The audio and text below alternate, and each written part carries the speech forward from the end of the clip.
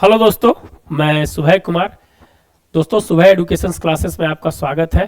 दोस्तों, आज Saturday special एक स्पेशल वीडियो है जो लेकर आ रहे हैं दोस्तों, जो कल बहुत ही चर्चा में रहा। आप जरूर है जो कहीं ना कहीं है जो इसको जरूर सुने होंगे कि जो कल सुप्रीम कोर्ट का एक सुप्रीम ऑर्डर आया और 5 जजों की बेंच ने है जो चुनावी बॉन्ड जिससे राजनीति दल को है जो चंदा दिया जाता है, या तो कोई संस्था के द्वारा या कोई व्यक्ति के द्वारा या मिलकर जो राजनीतिक दल को चंदा दिया जाता है, उसका कल है जो एक सुप्रीम जजमेंट है जो आया है और बहुत ही इंपॉर्टेंट है। इसको समझना और आपके पीटी मेंस से बहुत ही महत्वपूर्ण होगा।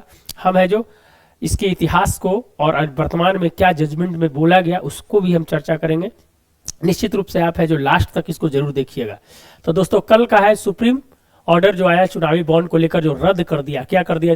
कंप्रिहेंसिव टाइप से पूरी जो है चुनावी बॉन्ड जो 2017 में जो बनी थी कानून, उसको है जो पूरी तरह से है जो रद्द कर दिया है। दोस्तों, सरकार को बड़ा झटका है जो माना जा रहा है।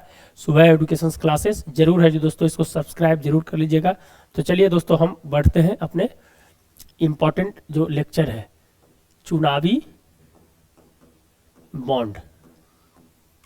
इसके थोड़ा सा अगर इतिहास की हम बात करें दोस्तों, कि जब से हमारा देश आजाद हुआ तो राजनीतिक दल जो होते हैं उनको चलाने के लिए या उनको सरवाइव करने के लिए उस पैसा की जरूरत होती है। तो कोई बिजनेसमैन होता नहीं, कोई उद्योग तो होता नहीं है उनके पास, तो वो है जो चंदे के पैसा से ही चलता है। दोस्तों, जब राजनीतिक दल धीरे धीरे है जो भारत में है जो बहुदलीय प्रणाली है, बहुत क्षेत्रीय पार्टियां हैं, तो सब अपने अपने राजनीतिक पार्टी को चलाने के लिए चंदा लेते हैं। तो कोई कारपोरेट जगत से भी देता है, कोई व्यक्तिगत रूप से भी देता है। तो निश्चित रूप से है जो इस मामले में है जो दोस्तों धीरे धीरे है जो अनियमितता है जो धीरे धीरे बढ़ती चली गई। और उसके बाद जब वर्तमान की जब सरकार आई 2014 के बाद, तो 2017 में इसको पारदर्शी चुनाव क्या होता है? चुनाव होता है कि चुनाव का जो मेन इंपॉर्टेंस होता है दोस्तों, कि चुनाव क्या हो? स्वच्छ हो, पारदर्शी हो, स्वस्थ हो, समानता लेवल प्लेइंग फील्ड हो,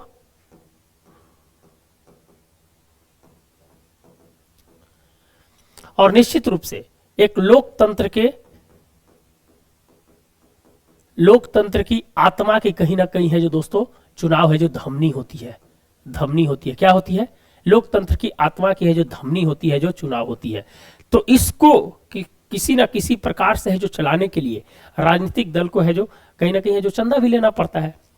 तो 1960 और 62 के आसपास में जब जवाहरलाल नेहरू भारत के प्रधानमंत्री थे, तो उस समय जो कांग्रेस का राज हुआ करता था और विपक्षी पार्टियां उस समय जो सीपीआई सब जो थी, छोटी छोटी पार्टियां थी, लेकिन मूल रूप से जो कांग्रेस है जो उस समय थी। धीरे धीरे जो दोस्तों है जो आगे है जो बढ़ते चला गया और है जो अनियमितता है जो धीरे धीरे जिसमें बढ़ती चली गई। इस पे कुछ इंपॉर्टेंस हम क्लॉज है जो इस पे बताएंगे और क्या क्या है जो कहा गया है इस पे भी हम चर्चा करेंगे। दोस्तों, 1968 में जो कारपोरेट फंडिंग होती थी, पता चला कि जो 1968 में जो कारपोरेट फंडिंग होती थी उसको है जो दोस्तों है जो क्या हुआ? कारपोरेट फंडिंग को है जो रोक दिया गया। कारपोरेट फंडिंग को रोक दिया गया। इसके पीछे कारण क्या थे? कारण थे कि अगर आप कारपोरेट से पैसा लेते हैं, कोई राजनीतिक दल अगर कारपोरेट से पैसा लेता है, औद्योगिक घराने से पैसा लेता है, तो कोई भी चीज फ्री में किसी को नहीं देता है। दोस्तों, ये ध्यान रखिए। उसके लिए क्या होता है कि सरकार उसके प्रति लॉयल हो जाती है। माने उसको है जो हिस्सेदारी, माने टेंडर की हिस्सेदारी हो गया, तो सरकार में उसकी हिस्सेदारी है जो बढ़ जाती है और कहीं ना कहीं है जो राजनीतिक है जो उससे प्रभावित होता है। तो जो कारपोरेट जो पैसा देता था दोस्तों, उससे क्या होता था? राजनीति है जो प्रभावित होती थी।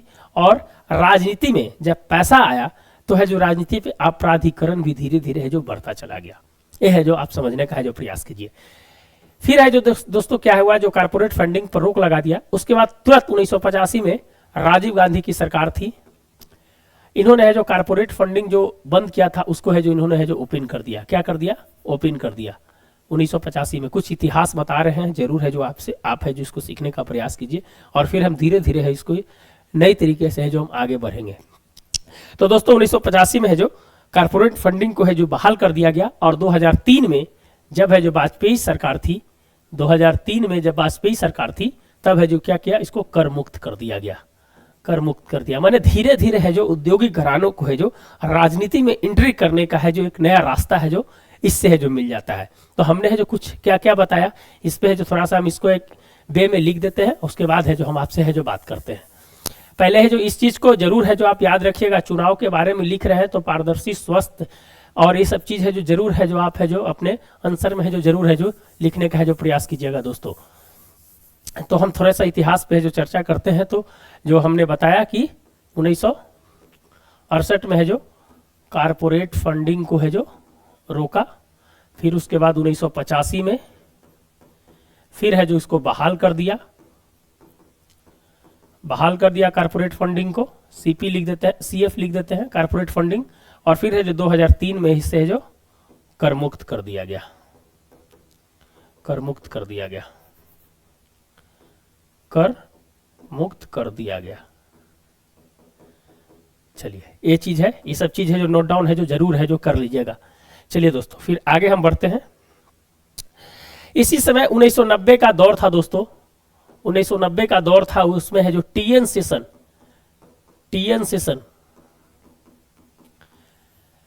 मुख्य चुनाव आयुक्त, जिनके बारे में कहा जाता है कि लोग जो राजनीतिक दल थे इनसे थर थर कांपते थे। टीएन सेशन 1990 का दौर है। उसमें है जो क्या हुआ कि उस समय 2 समिति बनी थी, दिनेश गोस्वामी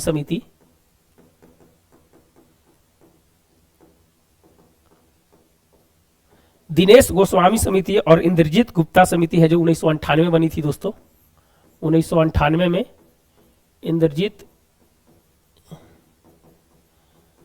इंद्रजीत गुप्ता समिति बनी थी। उन्होंने कहा कि राजनीतिक दल को चलाने के लिए चुनावी जो बॉन्ड जो पैसा मिलता है उसमें है जो सुधार करने की जरूरत है। अगर हम सुधार करते हैं, जरूरी है कि पैसा तो कहीं ना कहीं से आना चाहिए। राजनीतिक दल को आप चुनाव जो लड़ रहा है उसकी राजनीतिक पार्टियां हैं, बहुत सारे उम्मीदवार उसके मैदान में रहते हैं, तो उनके लिए कहा कि कुछ ऐसे नॉर्म्स बनाए जाए ताकि है जो हमारा चुनाव भी स्वस्थ रहे और जो चंदे भी मिलते हैं वो भी है जो कहीं ना कहीं पारदर्शी तरीके से है जो काम करे। तो इसके लिए है जो दिनेश गोस्वामी समिति और इंद्रजीत गुप्ता समिति की है जो रिपोर्ट्स है जो कहीं ना कहीं है जो चुनाव आयोग को है जो सौंपी गई, और उसमें है जो कुछ जो इनकी बातें हैं वो है जो लागू की गई। तो ये चीज याद रखिएगा, दिनेश गोस्वामी और इंद्रजीत गुप्ता समिति, ये है जो इंपॉर्टेंट है, ध्यान रखिएगा। आगे बढ़ते हैं दोस्तों। आगे जो है जब 2017 का दौर आता है, आप जानते हैं 2017 में 2017 और 18 का बजट जो है बहुत मायने में बहुत इंपॉर्टेंट था, और मोदी सरकार ये चाहती थी कि अगर मान लीजिए कि जो राजनीतिक चंदे में अगर पारदर्शी आ जाए, अब मंशा क्या थी उससे तो पता नहीं किया जा सकता, लेकिन 6 साल बाद सुप्रीम कोर्ट ने रद्द किया है। इसके पीछे क्या रीजंस है, सॉलिसिटर जनरल में भी है जिस तरह की बातें की हैं कि हमने तो पारदर्शी के लिए इस चीज को लाया था, लेकिन जो सुप्रीम कोर्ट का ऑर्डर है वो मान्य है। 2017-18 के जो बजट था दोस्तों, बजट में है जो चुनावी बॉन्ड बहुत ही फेमस रहा। चुनावी बॉन्ड बहुत ही फेमस रहा दोस्तों। इसमें कुछ नॉर्म्स है जो बनाए गए, जो नॉर्म्स थे उस पे है जो हम चर्चा करेंगे। जो इंपॉर्टेंट था कि जो पहले जो 20,000 रुपये की जो चंदा जो पहले मिलती थी, थोड़ा सा 20,000 रुपये की जो चंदा मिलती थी उसकी जानकारी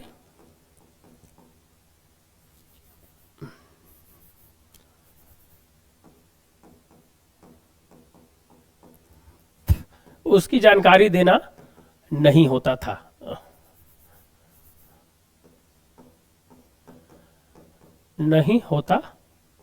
ये कब की बात है? 2017 से जो पहले जो चंदा मिलती थी, जिसके बारे में हम है जो चर्चा कर रहे हैं। 2017 से पहले जो चंदा मिलती थी उसमें 20,000 रुपए तक जो चंदा मिलती थी उसका है जो किसी भी प्रकार का है जो राजनीतिक दल को है जो बताना नहीं पड़ता था। जैसी है जो 20,000 प्लस अगर कोई व्यक्ति है जो दे रहा है, 20,000 प्लस अगर कोई व्यक्ति दे रहा है तो है जो राजनीतिक दल को उनकी नाम को है जो बताना पड़ता था। राजनीतिक दल को इलेक्शन कमीशन को है जो बताना पड़ता था। मैं इसलिए लिख रहा हूं कि आप है जो सिर्फ सुनिए तो यहां पर देखने से कहीं ना कहीं है जो आपको याद रहेगा। इसको क्या किया गया 2017-18 में इसको बदला गया। क्या बदला गया? अच्छा, ये पहले था, अब क्या की स्थिति है? आगे के स्लाइड पे आते हैं। अब क्या स्थिति है? पहले था क्या? इसको दो भाग में बांट देते हैं।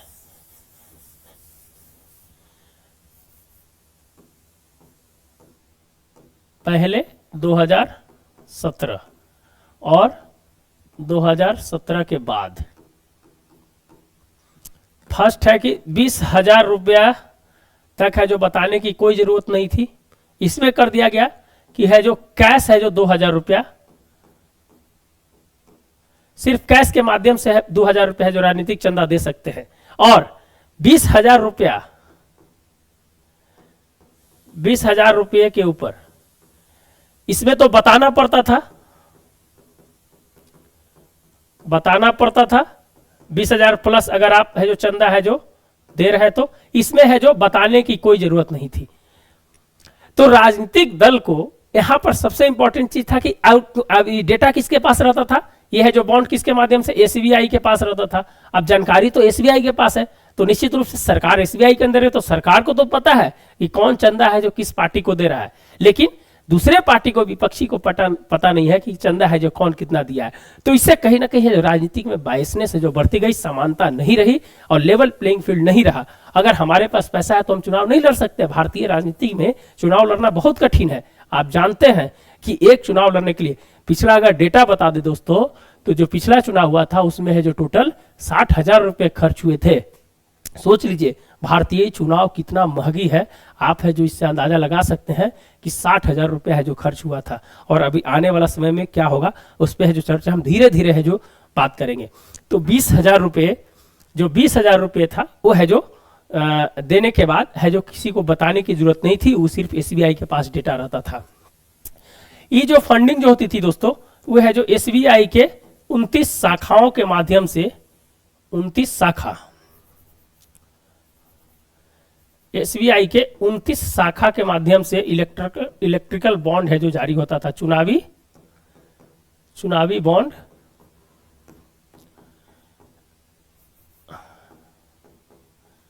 जारी करता था। और क्या करता था उसमें है जो साल में 4 बार है जो इसके लिए है जो ओपन होता था।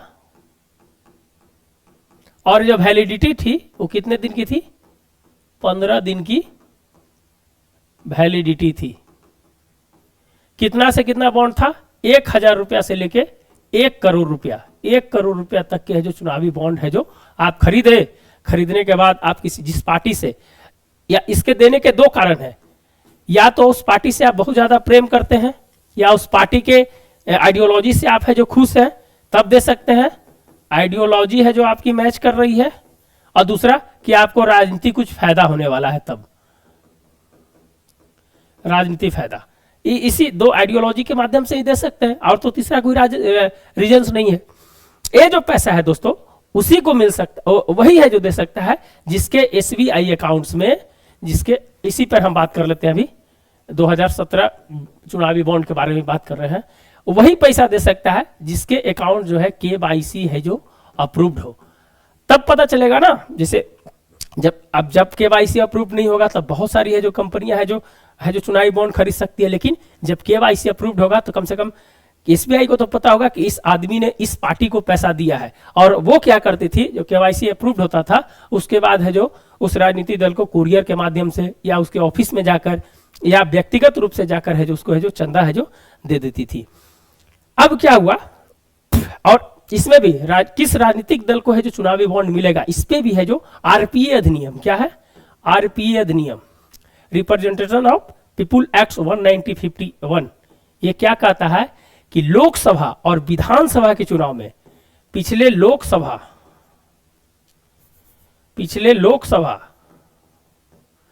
और विधानसभा के चुनाव में 1% अगर मत प्राप्त किया हो तभी है जो वह धारा 29B में है जो ये कहा गया है आरपीए के धारा 29B में कि लोकसभा और विधानसभा में 1% वोट अगर इस पार्टी को मिला है, वो है जो धारा 29B के तहत आरपीए 1951 जो एक्ट है उसके तहत है जो चुनावी बॉन्ड उस पार्टी को है जो मिल सकता है। तो ये भी है जो बहुत है जो ध्यान रखिएगा, इसको भी है जो जरूर है जो ध्यान रखिएगा।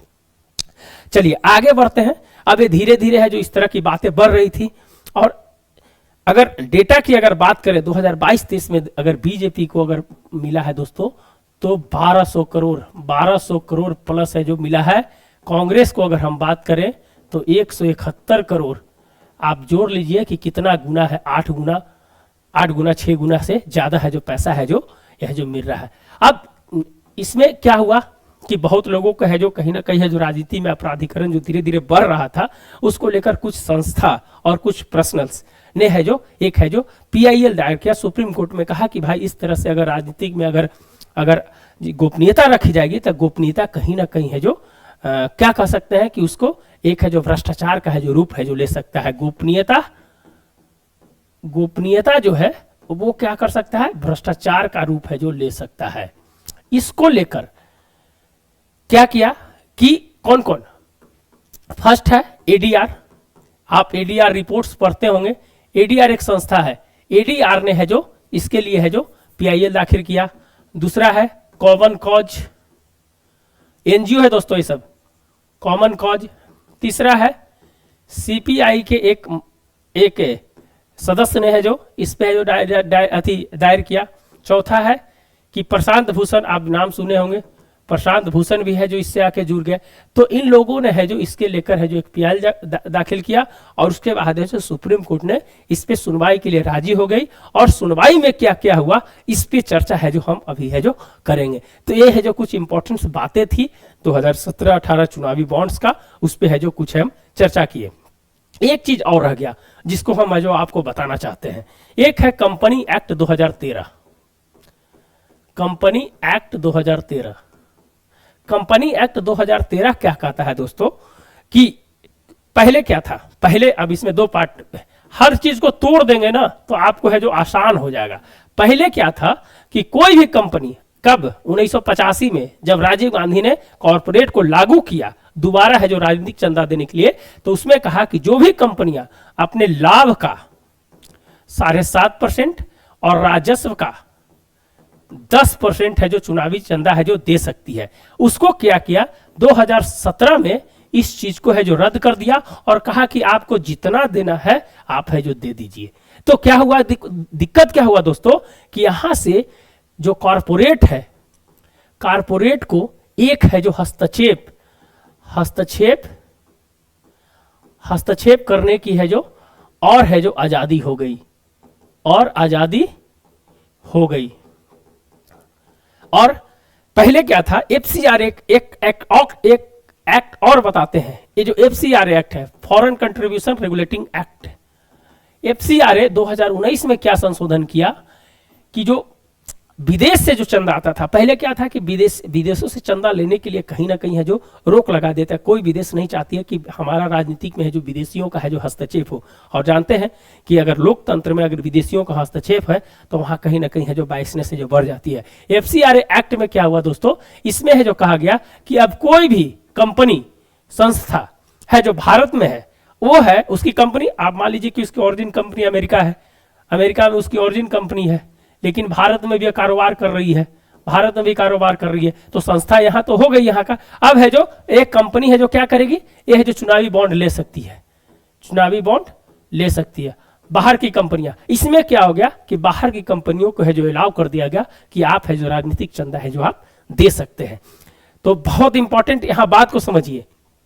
अगर मान लीजिए कि कोई बाहर की कंपनी है, बहुत सारे नॉर्म्स है भारत में बिजनेस करने के लिए, अगर किसी कारणवश है जो उसका आप है जो बिजनेस करने में असमर्थ रह रही है, तो कहा कि भाई एक ही रास्ता है कि वहाँ की सरकार को किसी प्रकार से जो चुनावी चंदा दिया जाए, ताकि है जो हम है जो उसको वहाँ इंटर कर सके, हमारे लिए जो नॉर्म्स को है जो हल्का कर दे, ताकि है जो हम बाहर से आ सके और है जो यहाँ पर काम कर सके। तो ये भी एक रास्ता था। तो भ्रष्टाचार धीरे धीरे बढ़ सकती थी। कहा है सुप्रीम कोर्ट ने, कहा है कि आपकी मंशा सही हो सकती है, लेकिन जो इंटरप्रिटेशन जो किया गया है, जो बात यहाँ रखी गई है, उसमें कहीं ना कहीं है जो याचिका करता है उनका है जो एक आपके जो वक्तव्य है और आपके जो कानूनी बातें हैं उससे है जो ज्यादा है जो भारी है जो कहीं ना कहीं पड़ती है। तो हमने FCRA की बात किया, 2019 में है जो इसको चेंज किया गया, क्या किया गया। उसके बाद आगे बढ़ते हैं। आगे क्या कहता है कि जब सुप्रीम कोर्ट की बेंच ने जब इस पे है जो 5 जजों की बेंच थी, 5-0 से इसको फैसला दिया गया और न्यायमूर्ति या chief justice of India Chandrachud साहब ने है जो इस चीज को है जो उन्होंने कहा कि ये 14, 19 और 21 तीनों का उल्लंघन है और इसे मौलिक अधिकार से है जो जोड़ने का है जो प्रयास किया। मौलिक अधिकार से इसलिए जोड़ने का प्रयास किया, पहला तो बोला आर्टिकल 14 समानता है जो नहीं आ रही है। अगर जिसके पास पैसा है, जिस राजनीतिक दल के पास पैसा है, चुनावी चंदा उसके पास आ रहा है, तो बाकी अगर कोई निर्दलीय खड़ा है तो उसके साथ तो बराबर की समानता नहीं हो सकती। तो निश्चित रूप से क्या है, समानता की बात। आर्टिकल 19(1)(a) इसमें RTI आपको जानने का अधिकार है कि आप जिस राजनीतिक पार्टी, आपके क्षेत्र में जो भी राजनीतिक दल चुनाव लड़ रहे हैं वो कहां से पैसा ला रहे हैं, उसको लेकर है जो कहा कि जानने का हक है। और इसी सबसे जो इसमें इंपॉर्टेंट रहा दोस्तों, इसी जो आर्टिकल 91 है अभिव्यक्ति की आज़ादी को लेकर जो बातें कह गई, वो है जो चंद्रचूड़ साहब ने कही कि निश्चित रूप से है जो मतदाता को और यहाँ के नागरिक को जानने का अधिकार है। तीसरी बात, आर्टिकल 21 जो लोगों के बारे में है जो स्वतंत्रता की बात करता है, तो आर्टिकल 21 की भी है जो उन्होंने चर्चा किया। तो 14, 19 और 21 की है जो उन्होंने है जो चर्चा किया। आगे बढ़ते हैं। दूसरा चीज है, कुछ और इंपॉर्टेंट चीजें हैं जिसपे है जो हम बात करेंगे। हाँ, गोपनीयता क्यों जरूरी है, जिसपे हमने चर्चा कर लिया। आर्टिकल 19(1)(a) का है जो हमने चर्चा कर लिया। कंपनी एक्ट का भी हमने चर्चा कर लिया। तीसरा चीज है दोस्तों कि जो वहां के जो अटॉर्नी जनरल है, जो वेंकटरमणी साहब हैं, उन्होंने कहा नागरिकों को जानकारी का पूर्ण अधिकार नहीं है। बहुत ही माने एक ऐसा चीज, ठीक है मौलिक अधिकार इज नेवर रिस्ट्रिक्शंस है, मानते हैं, लेकिन उन्होंने कहा कि नागरिकों को जानने का पूर्ण अधिकार नहीं है। नागरिकों को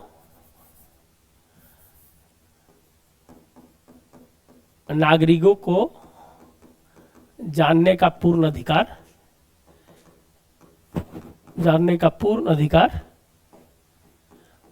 नहीं है, उन्होंने आर्गुमेंट दिया।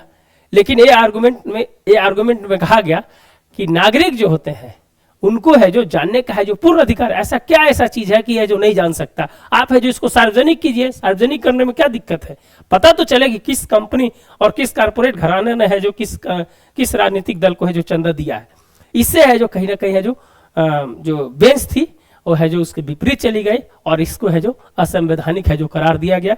और इसमें कहा गया कि जो क्रोनिक कैपिटलिज्म कहीं ना कहीं है जो बढ़ती जा रही थी, का क्रोनिक कैपिटलिज्म उसको कहते हैं दोस्तों कि सरकार के अगल बगल औद्योगिक घराने जो है जो अपने फायदे के लिए सरकार को है जो चंदा देते हैं, उस पे है जो कहा कि इससे जो कहीं ना कहीं इसकी बढ़ोतरी हो सकती है और यह जो लोकतंत्र के लिए कहीं ना कहीं है जो खतरा है। बात किया दोस्तों, सुप्रीम कोर्ट ने कहा कि जो चंदे के माध्यम से राजनीतिक निर्णय को है जो प्रभावित कर सकते हैं। और लास्ट में उन्होंने कहा कि जो भी है जो SBI है वो है जो इलेक्शन कमीशन ऑफ इंडिया को 13 मार्च तक है जो पूरी डेटा को है जो वेबसाइट पे डालने का है जो उन्होंने है जो अनुरोध, उन्होंने अपना फैसला सुनाया है और कहा कि पूरी जो डेटा जो अब तक है वो है जो आप 13 मार्च तक डालिए। और आज से जो भी बॉन्ड जो है उस बॉन्ड को है जो उन्होंने है जो संवैधानिक घोषित कर दिया। अब है जो किसी प्रकार का बॉन्ड है जो नहीं मिलेगा। और तीसरी चीज है जो उन्होंने कहा कि ये जरूरी था कि है जो सरकार को और है जो पारदर्शी के लिए है जो इस पे जो काम करने की है जो जरूरत है। इससे पूर्व जो OP रावत साहब जो पूर्व मुख्य चुनाव आयुक्त थे, OP रावत साहब, YS कुरैशी साहब और TS कृष्णन साहब, उन्होंने है जो जब उस समय अपने पद पे थे उस समय है जो कहा था कि ये है जो आने वाला समय में भ्रष्टाचार को बढ़ावा दे सकता है, लोकतंत्र के लिए खतरा हो सकता है। इस पे है जो उन्होंने है जो अपनी है जो बात करने का है जो अपनी है जो बात कही थी। तो दोस्तों हमने है जो बात करने का है जो प्रयास किया है। कुछ ऐसी बातें हैं जो अगर छूट जाएगी तो जरूर है जो हम आपसे बात करेंगे। एक चीज है कि हम अपना स्लाइड भी है जो आपको है जो दिखा देते हैं, जो स्लाइड जो हमने बनाया है। बहुत सारी चीजें हैं आपको लिखने के लिए, आप है जितना बोले हैं आप उतना अगर लिख लीजिएगा तो बहुत ही इंपॉर्टेंट हो जाएगा। एक स्लाइड है जो हम आपको दिखाना चाहते हैं दोस्तों, जो 1 मिनट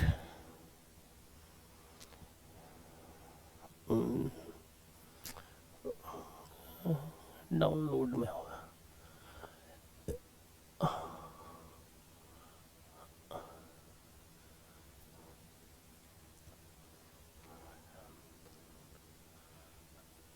है आपका